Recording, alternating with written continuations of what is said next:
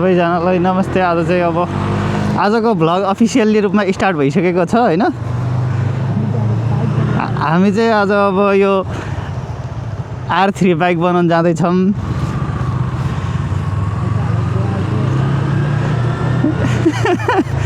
बाइकको हालत चाहिँ एकदमै नाजुक छ। जुन बाइक लिए पनि यहाँ ब्याट्री डाउन भएरै नसक्ने रहेछ।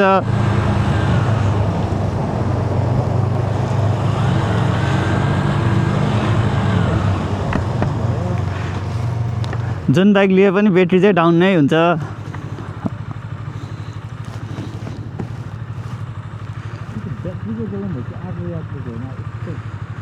ब्याट्रीकै प्रब्लम होला हुन त।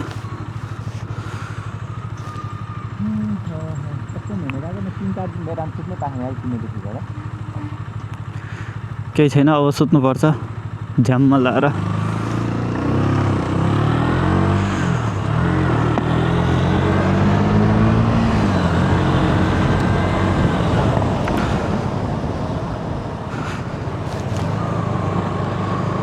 हामी अहिले जानुपर्ने चाहिँ हिउँदै हो। 12 किलोमिटर देखाएको छ, तर टाइम चाहिँ लाग्छ होला। कति देखाएको छ? 40 मिनट टाइम देखाएको छ। अब हेरौँ कति बेला पुगिन्छ। यही बाइक हो नि त।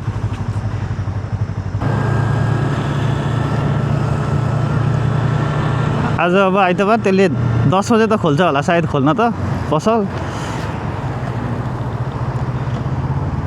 अरू त ठिकै हो, बिचमा बाइक बन्द नभए चाहिँ हुने हो।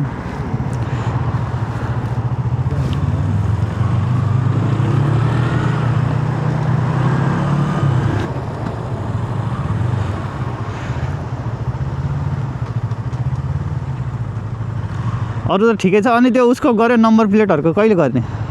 नम्बर प्लेटहरूको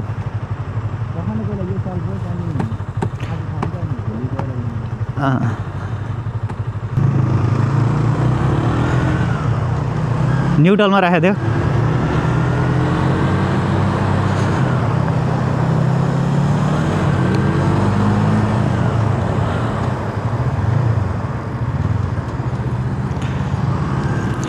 दिउँसो चाहिँ जाम वाइल्डै पर्छ यता।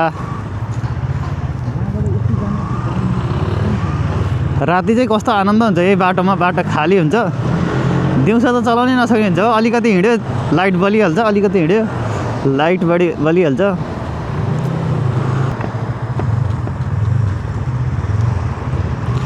बन्द त भएन नि, नगरे बन्द नहोस्। अरू होइन, त्यस्तै हो।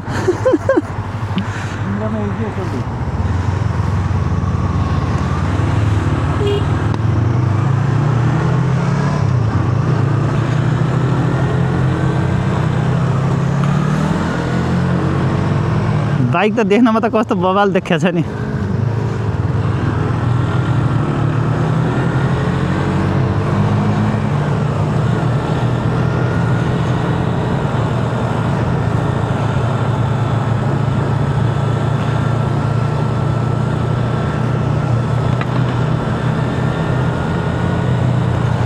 जाडो आज अलिक कमै रहेछ। अस्ति त वाइल्डै थियो नि। हातै यो झर्ला जस्तो भएको थियो क्या पुरै।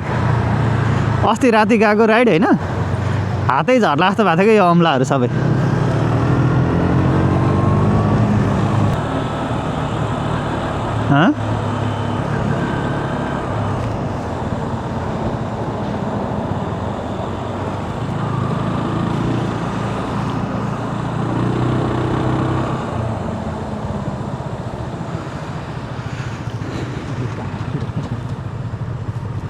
आधी बाटो त आइपुग्यो।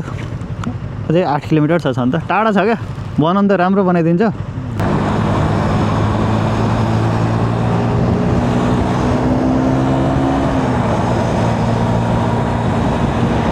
यो यहाँबाट भ्यू चाहिँ दामी देखिन्छ क्या है।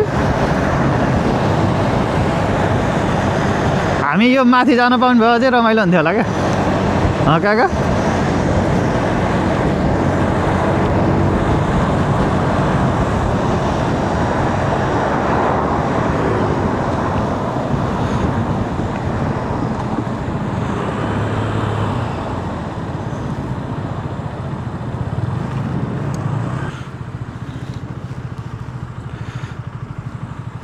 यो ट्राफिक जामले झ्याउ लाग्ने क्या।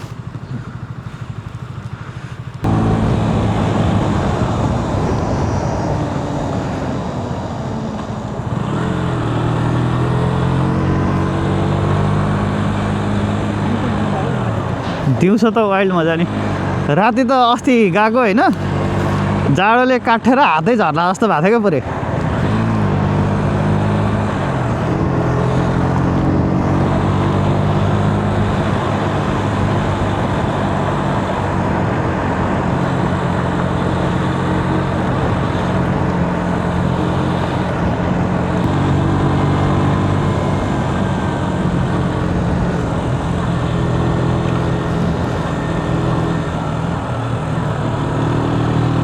जङ्गलको बाटो हो, जाम चाहिँ पर्दैन।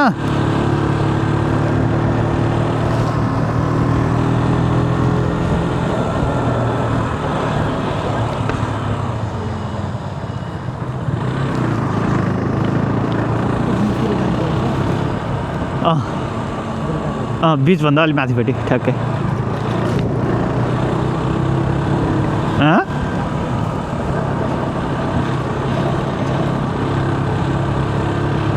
यसमा जामसाम पर्दैन।